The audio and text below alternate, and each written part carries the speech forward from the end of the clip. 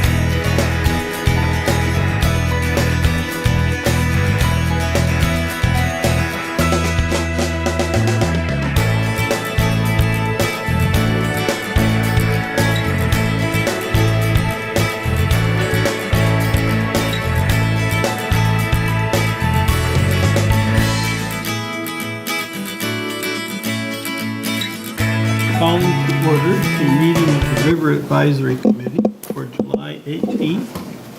And we should begin with a roll call for the benefit of our recording secretary. We'll start over there. Sure. Warren Biggins, Phillips Exeter Rep. Rod Borden, Exeter. Lionel Ingram, Exeter. Dick Huber, Exeter. Dan Jones, Exeter.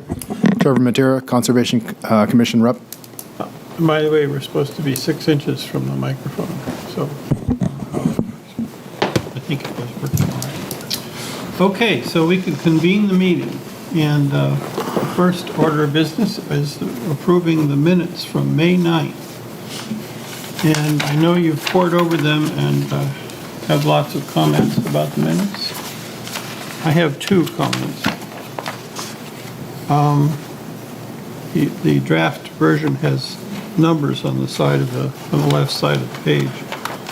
So, line 94. Mr. Vlasic asked the committee if, after completion of the feasibility study, if their preferred obtain had changed. I think what was meant is objective, preferred objective, and I think the sentence doesn't need two ifs. So I would recommend that you change it to Mr. Vlasic asked the committee if, after completion of the feasibility study, their preferred objective had changed. That sound right? Sure. I think the official verbiage is alternative Yeah, or yeah, option. Yeah. their preferred alternative had changed. Maybe that's better. Okay.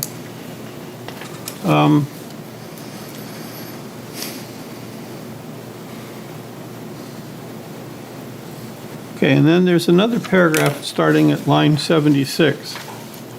Mr. San Antonio discussed permitting with NHDES wetlands under 482A and U.S. Army Corps of Engineers S-404 of the Clean Water Act, comma.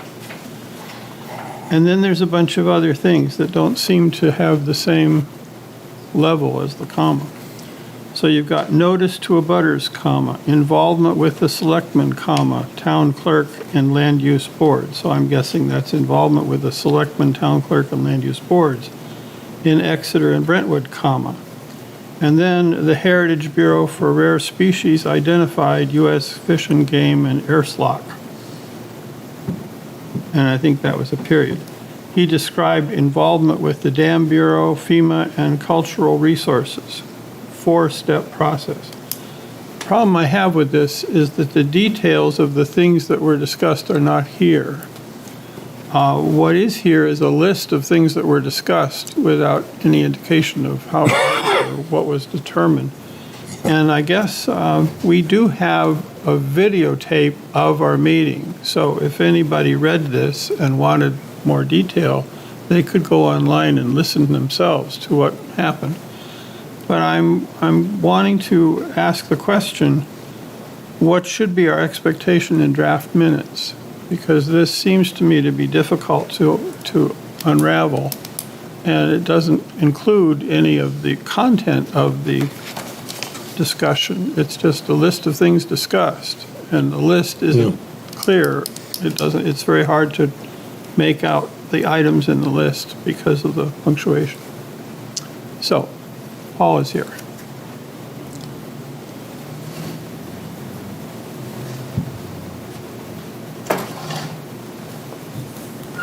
Paul Velocich, town engineer. With those minutes, there was a presentation that was on, the slides were on the screen. And the presentation itself is on the town website. So if you take the minutes and also the presentation, there's additional information on those slides. So that would gel the minutes and the presentation together for a better picture of things. Plus, as you referenced, the videotape of the meeting itself. Yeah. So what we could say here is that perhaps he should mention that the material is online. That the report that this was articulated. Unless you're coming 20 years from now and reading that, the presentation might not be online anymore. Could happen that will go away. I'm not going to worry about those people. Okay. But I think that's a reasonable thing to say, is that this list should reference that a reader can go to the line and get the actual report that this represents. Okay, do we want to say those are two corrections and vote on whether or not to approve the minutes? Sure. Should we go ahead and say those two corrections are what we would like to have addressed and then approve the minutes with those corrections? Okay, I so move. so Lionel has moved that we approve the minutes with those two corrections. I'll second that. And Rod has seconded, and I guess we can vote. All in favor? Aye. Unanimous, I think. Nobody abstaining? All right. So we've approved the minutes for May 9th. Okay. So the next thing on the agenda is to hear from Paul on river matters, river issues.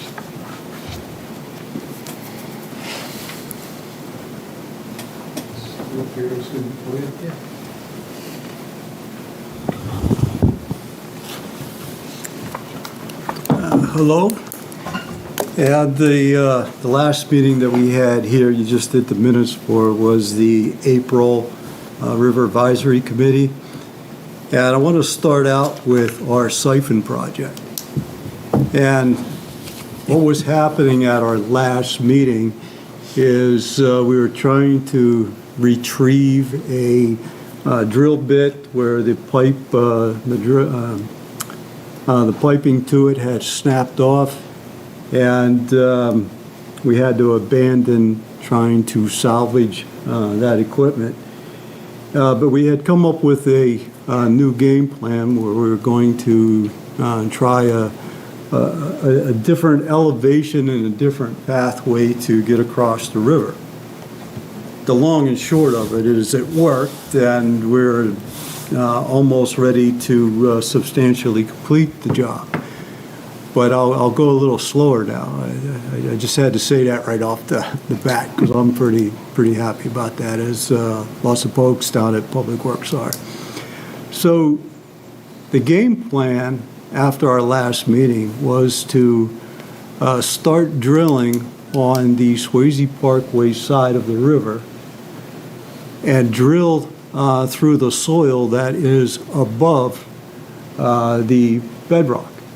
Bedrock was down deeper, and tried to get across the river to the mill side. And we almost made it there, but we hit the same ledge outcrop that we've been hitting every single time we tried it. And that was good news, because that told us that there were no other ledge outcroppings between the one we knew about and the parkway. So with that, and they use a paddle bit to dig through the soil, and it's a lot faster, obviously, than using a rock drill and going through the ledge. So after that was determined that that was the only ledge outcropping that we had, the drill rig was put back on to the mill side of the property and drilled from there about 150 feet with a 6-inch drill auger, and they hit that ledge outcropping and they drilled through it. Then they pulled back, put the 12-inch on at the mill side, and found the hole again, which was, that was a big if. Found the hole again and enlarged it now to 12-inch, and pulled it back on the mill side now, and they put that same paddle bit back on. And they found the hole again, and went all the way across the river with it. So now you've got connections on both sides of the river, and then they used the 18-inch reamer to widen the hole to 18-inch diameter. And most of that was soil, so that was easy, but going through that ledge outcropping, it was enlarged to 18 inches in diameter.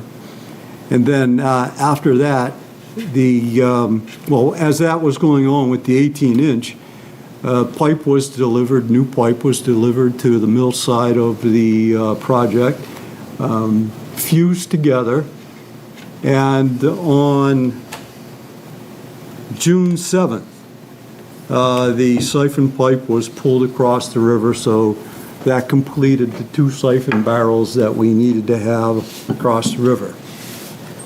So since June 7th, there has been a lot of regular construction activity. There was a large inlet for the siphon. The inlet takes flows from two different directions on the mill side. And on the Swayze Parkway side, we have to install that outlet and then also connect that via another sewer into the existing piping for the pump station, the main pump station. So that happened, and what is happening now is the sewer lines next to the mill, and there's two different directions it's coming from, had to be relayed into this new inlet structure. And that has been slow. There is old building foundations, there's a disinfectant chamber, there was also clarifier building that we had to dig through, remove rubble, concrete, reinforced concrete, that sort of thing. But I'm happy to say that the connection to J.D. Hill Avenue at that last sewer manhole at the bottom of the hill was done today. So there is some use of that siphon going on right at the moment as that second leg that goes from the inlet structure towards String Bridge Road gets to be relayed. So with that, if everything goes according to the way we think it's going to go, we should have at least usable substantial completion early next week on the project. That doesn't mean we're all done with the project. It means it's functioning the way that it was intended. Okay, any questions? Are they still doing anything over at Swayze, or are they done over there? I've seen it's all clean, all the trucks are gone, the flatbeds and everything. No, they have to come back and install covers on the outlet structure. There is a driveway that they have to fix up, and of course landscaping too. And then there's one other large item still that we have to do, and that's discontinue the existing siphon, block that off, fill it up with flowable fill before the project is over with. And on the mill side, we've got a few trees over there. We got a driveway over there also. Quite a bit of cleanup too to do. Thanks, Paul. Yeah. Okay. So the second part of all this is the Pickpocket Dam. The select board voted to put together a capital improvement project for the removal of Pickpocket Dam. That is in the works, fine-tuning some of the numbers for that. And we also have some ideas of potential grants that are coming out. Obviously, there is that NOAA grant that we did not get this past year, or that just was awarded a month or two ago. We did not get that grant. Well, we anticipate applying for that again. There's another one from the coastal program, also tied with NOAA, Habitat Protection and Restoration Grant, and that is through Kevin Lucy, and Kevin was helped us with some of the funding for the pickpocket analysis, mostly some of the sediment type of issues.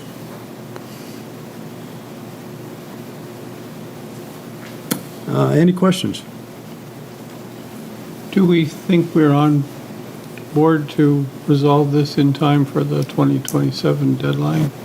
Or do we just, we do the best we can and see where we are? Yeah. Yes. Okay. Switching gears one more time then, if we don't have any other questions on this? Do you anticipate there'll be a warrant article on this in March? If the town needs to spend money beyond $75,000, it would have to be on a warrant article. Okay. So, excuse me, just to clarify the timeline, there would be a warrant article for March, but we would be taking shots at grants throughout 2025. That would be awarded for And 2024. and 2024, right? Yep, Okay. yep. All right. Great. Okay, and then to introduce our guest speaker, and we have one other grant that we have been working on. It's taken the back seat as we get through Pickpocket Dam, but now that the feasibility study is done, it is cleared the plates of our consultant, and they can start in earnest on trying to figure out what we're going to do with the Exeter Reservoir, the waterworks dam adjacent to Portsmouth Avenue.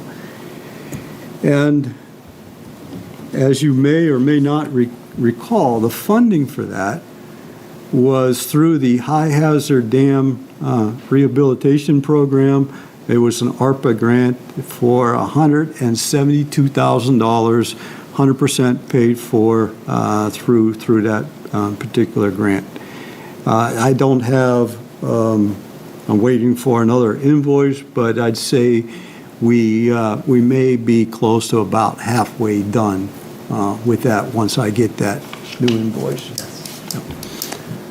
So we've got a presentation up here.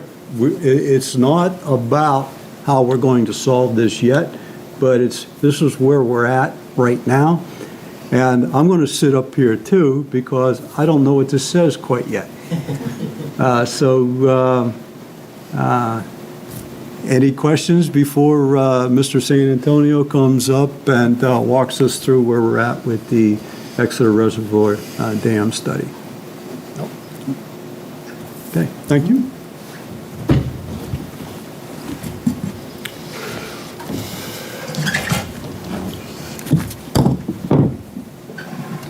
Hey everybody, Jake San Antonio, VHB. So as Paul said, we're here to talk about the Exeter Reservoir Dam. Paul stole a lot of my early stuff, so I gotta reorientate, but let me start off with just the locus of the dam. Hope you guys get orientated.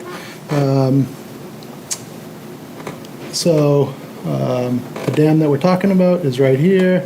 This is Portsmouth Ave, and right below the dam is the water treatment plant. The dam impounds about a 26-acre impoundment. There's the locus. This dam is, legally it's the Exeter Reservoir Dam. That's what's in the dam files. It's commonly known in town as the Waterworks Dam. It's a earth-filled dam. It's about 15 feet high, about 250 feet long. There is a steel sheet pile cutoff wall that runs through the length of the earthen embankment to help prevent seepage through the dam itself. The spillway from the dam is about a 250-foot, 8-foot wide concrete sluiceway. At the top of the sluiceway, there is 3 stop log bays, and the stop log. So this is a picture in the top right of those stop log bays.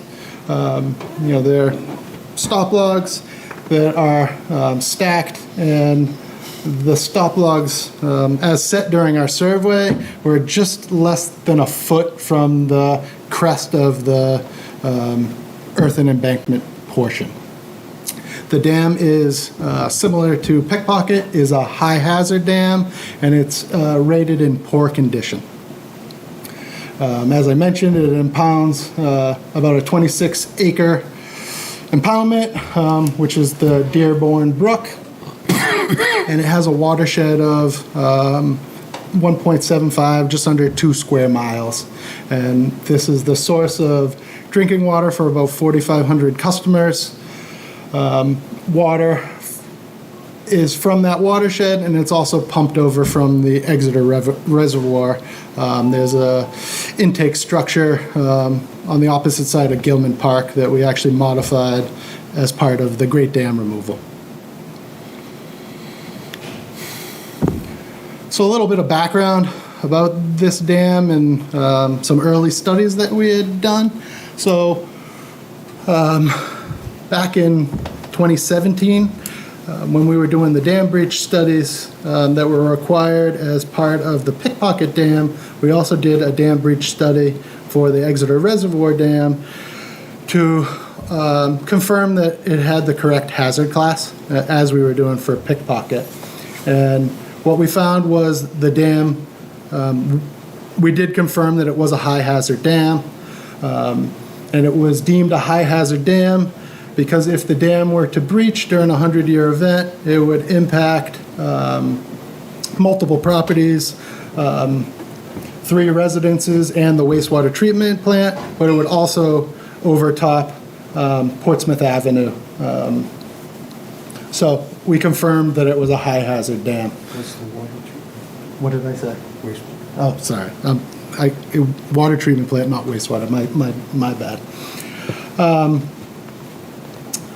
So once we confirmed that, we didn't do much on this project until a few years ago, where there was a grant opportunity for that high hazard dam that Paul mentioned through the ARPA funds. So we helped the town apply for that grant application. That grant application was eligible to high hazard dams in poor condition, and there were about a little over a dozen or so dams in the state that were eligible. So we applied for it to evaluate what could be done, to do a feasibility study to what could be done to bring this dam into compliance. So pretty similar to the Pickpocket Dam. So as part of the feasibility for this project, it's a little bit different than the Pickpocket Dam. This one is, so up here I put together a slide kind of showing the scope of work. The early phase of the scope of work was data collection, so surveying all the ground around the dams, surveying the dam itself, confirming the spillway elevations and stop log elevations. As part of that, we also did a detailed bathymetric survey looking at the dam. We did, we were teamed with PAR, a structural and geotechnical engineer. So PAR also has done a field inspection and had brought in divers and did some diving inspections of the underwater appurtenances for the dam. So the data collection at this point is completed. As part of that, I guess in the stability analysis, it kind of overlaps with the data collection. We also performed 3 borings. So we drilled a couple of holes through the dam to see what the dam is made of. We also installed some monitoring wells to look at where water levels are. Given that it has that steel sheet pile cutoff wall, we wanted to see how that was impacting water levels and how the water levels or the groundwater levels changed within the slope of the dam to help with the stability analysis. As part of the work that we're undertaking now, we're also doing an updated hydrology and hydraulic analysis that was really growing off of the dam breach work that we had done back in 2017. But as we did for Pickpocket Dam, we also looking at accounting for climate change and evaluating the 1,000-year event as there's that potential rule change, changing the design storm requirement for high hazard dams. As part of the stability analysis, I talked a little bit about doing the borings and groundwater monitoring wells to look at those groundwater levels. We're also doing a seepage and stability analysis and using that analysis to help determine alternatives. So as Paul mentioned, we're about halfway through now the data collection. The H&H analysis is complete, other than evaluating the alternatives. And the stability analysis, all the data has been collected. And I have some preliminary results from the stability analysis later in the slide. And our sub-consultant PAR is just finalizing that analysis. But those first three tasks are 95% complete. With those complete, we're moving into developing alternatives to pass those design storm flows, and then developing the conceptual designs for those alternatives and developing a feasibility study report. And then the last piece of the grant is developing an emergency action plan. High hazard dams are required to update their emergency action plans about every 5 years. The emergency action plan hasn't been updated for a while at this dam, so we'll also be bringing that up to compliance and doing a test of that emergency action plan with the town. So preliminary results of the stability analysis. So this is looking at the dam and its conditions now. So to support this, as I mentioned, we performed a series of borings on the or the top side of the dam and the bottom side. We installed monitoring wells to look at how the water levels are within that embankment. And I haven't seen the final report yet, but in talking to PAR, the preliminary results are showing that the steel sheet pile cutoff wall is extended sufficiently to maintain stability with how the dam is being operated, that the upstream concrete wall is stable, and that all the slope stability factors and everything has found the dam in a stable condition. So that is good news. As I mentioned, we were also doing a hydrologic and hydraulic study to determine design discharges.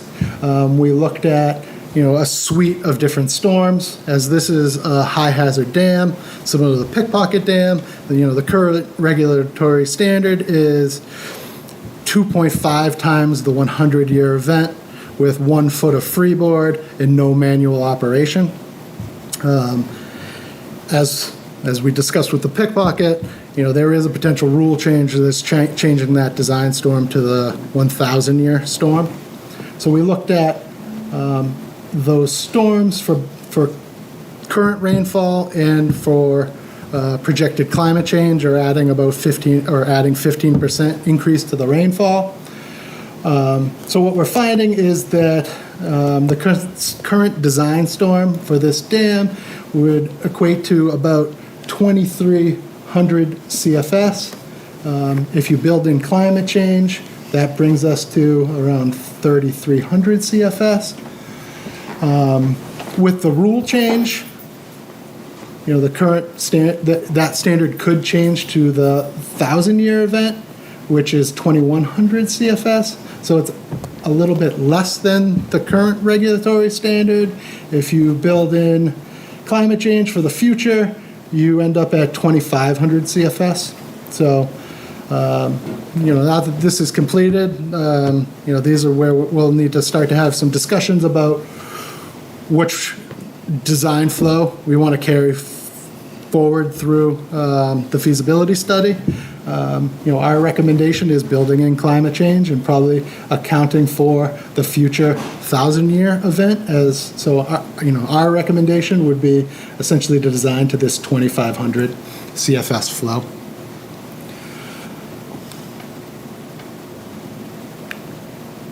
So with that hydrology in place, we looked at the hydraulics of the dam. And, based on the way the dam is currently operated, the stop logs are in those. So this is a representative of a portion of the dam crest. The gray area is the dam itself. These 3 bays here are those 3 stop log bays at the top of that 8-foot sluiceway. Stop logs are currently holding water up to an elevation of 22.6.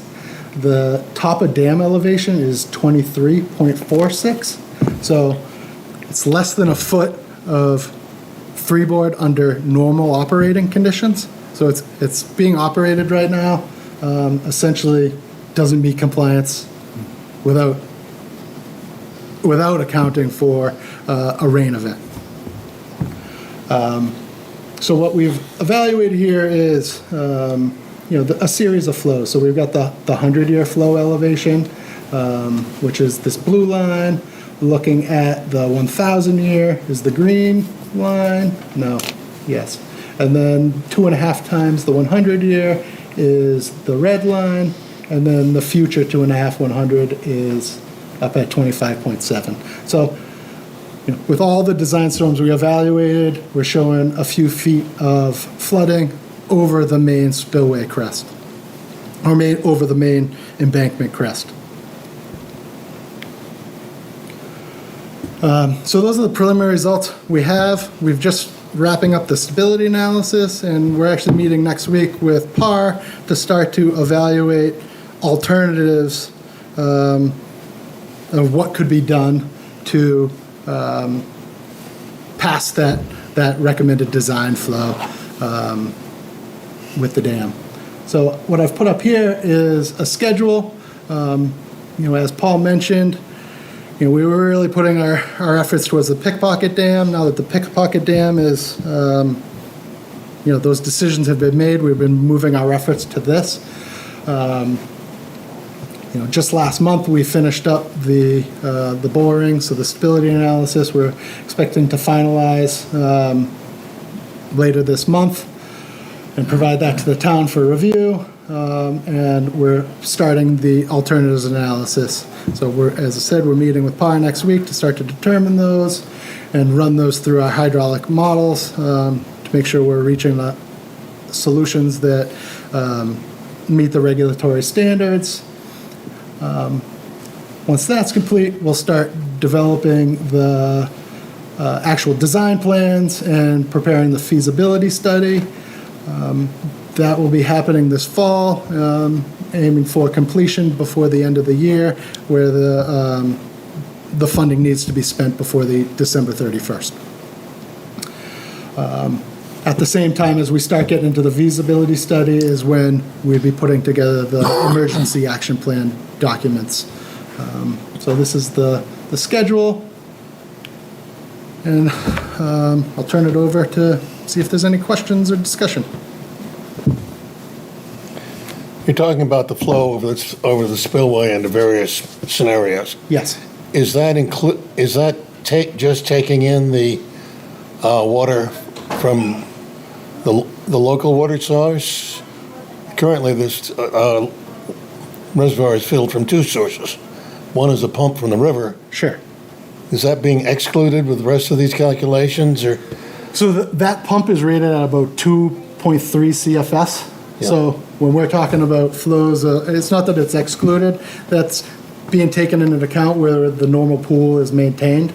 But we're not. I haven't added 2.3 CFS to the 2,500. The 1,000-year storm or something. Exactly. We haven't It's really it's negligible. Multiplied that little pump by whatever. Yeah. Good question. Please pull your microphone closer so that the recording secretary can get whatever's happening. Jake, so you mentioned that the grant money runs out at the end of the year here. Are there any other deadlines we should be aware of that are on the horizon as we think about this project and we hear about updates? Not with this dam. Okay. There's no letter of deficiency or anything. But it's rated poor. Right. Because it doesn't meet the spillway capacity. Actually, that got to my next question too. And so the poor rating is because of the spillway capacity. Okay. Correct. Because it sounded like structurally it was actually in pretty decent shape. Correct. Okay, great. Thanks.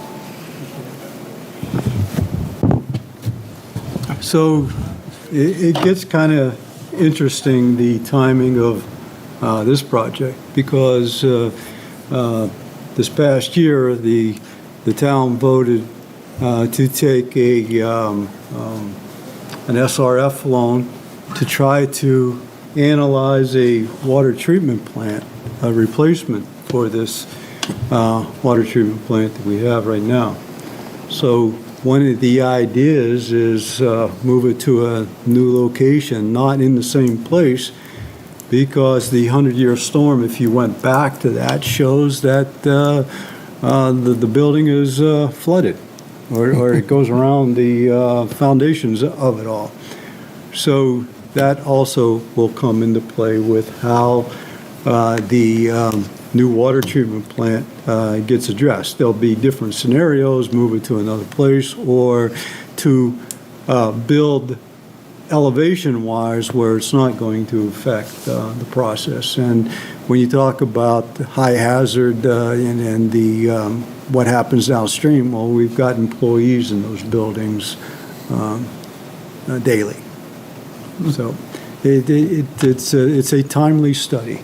It is a timely study. When the water treatment plant was inundated, was that why did the water go over the top of the dam, or did it go around the edges? What happened then? My understanding, it did not go over the dam. Okay. It went through the spillway. Okay. And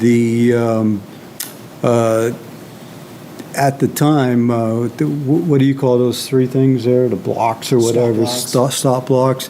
They used some sort of extension chainsaw to cut some of those to increase the discharge capacity. Yeah, that's part of what we need to look at and talk about how it's operated, because there is a lot of capacity in that spillway, but per the regulations, you can have no manual operations. So, assuming human intervention, there likely is human intervention, but per the regs, you can't.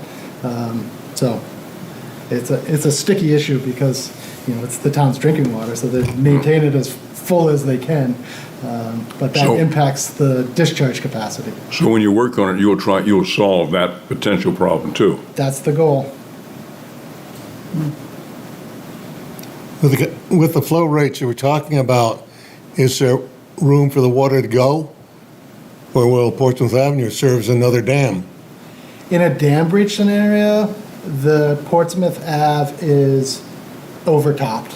Under like a design flow, it's not overtopped. The culvert underneath Portsmouth Ave is overwhelmed, and the water level is above the top of the culvert, but it doesn't reach a level to overtop Portsmouth Ave.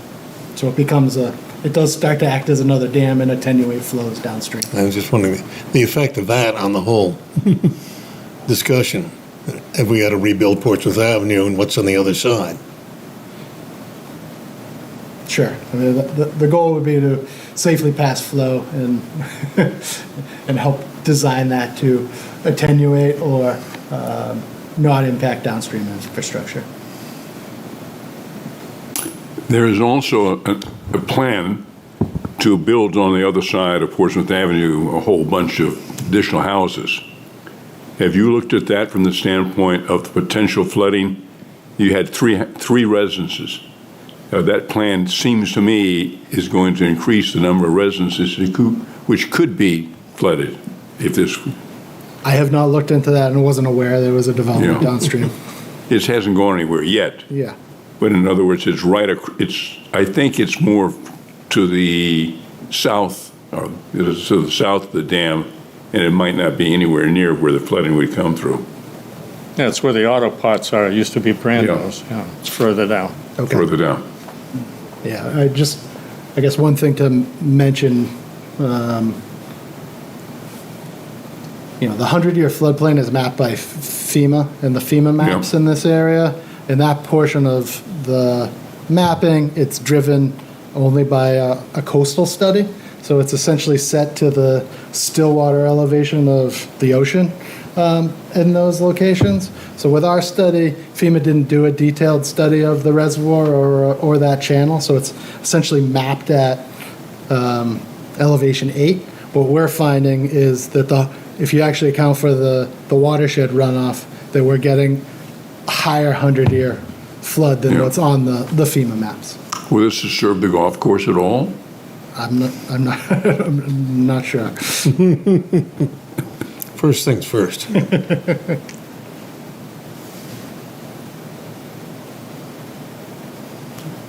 Okay, thank you.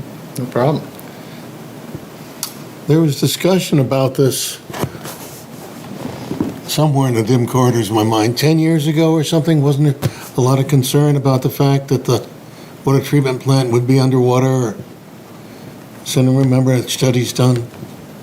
I don't remember that, no. I don't either. How- You got that McLean Manor right next, which is, what is it, probably 16 condos? That white Yeah. L-shaped McLean Manor? Would it affect those? It's right beside the waterworks. I'd have to look at the mapping Okay. and see. I mean, no. I'm gonna say no because it was only impacting 3 residences Okay. downstream. Yep. The wastewater treatment. I keep saying wastewater. The water treatment plant and overtopping of Portsmouth Ave. So it wasn't impacting condo buildings. So it's not going to be very high. If it were to, something were to happen, a disaster would happen, the water flow coming out would not be particularly high. It would be pretty deep. I mean, going up over Portsmouth Ave. I mean, it would be Yep. pretty deep because Portsmouth Ave is about an elevation 18. I think the flood gets like 2.5, 3.5 feet over Portsmouth Ave with the dam breach. So that'd be This apartment building, I think, is further up on the ridge line, okay. Yeah. up near the dry cleaner. Sure. I mean, let me go back. I mean, it's a little hard to see on this projection, but It's those white buildings up there, right with the red dot, right there. okay. That's the McLean Manor, yeah. Well, it looks like it is in blue. There's a light blue. That's the dam bridge hatch.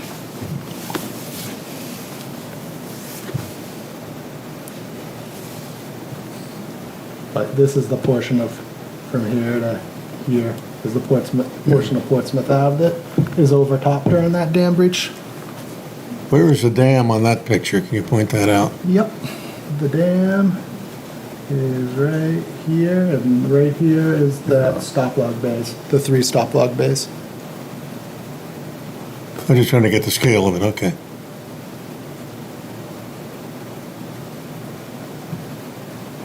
And from this, the large amount of this was being swamped would follow the blue line. What? The large amount of the overtopping or the flow would follow that blue line.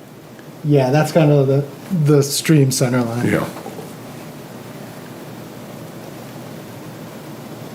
You know, I told you wrong. McLean Manor's down there where that triangle in the middle of that parking lot, where you have those white blocks just to the right of it. Those are where the condos are. Over here. Down, go down, right there. Yeah. Yeah, those are the condos. Okay. Those like that. Yeah, no, those are up actually pretty high comparative to the water Yeah. elevation. And there's some pretty steep embankments along this slope and over here.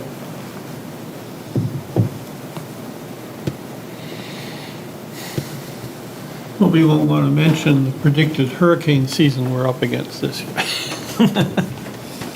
So,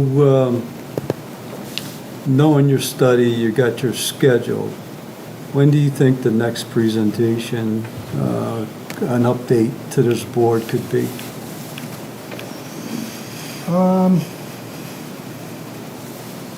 I would think September would be a great one.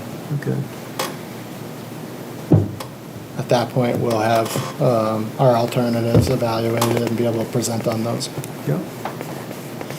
It's still early enough to change things. Exactly.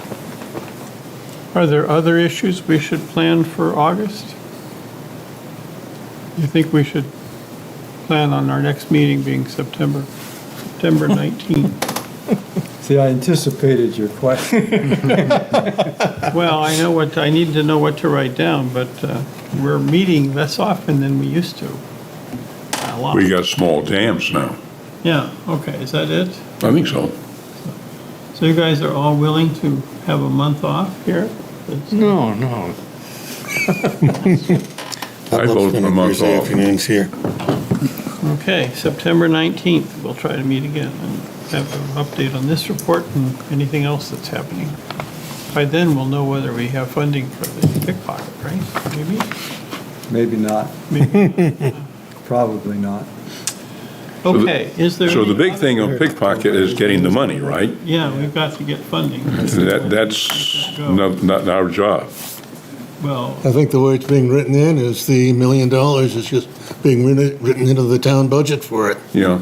yeah, into my property taxes, that's right. Yep. yeah.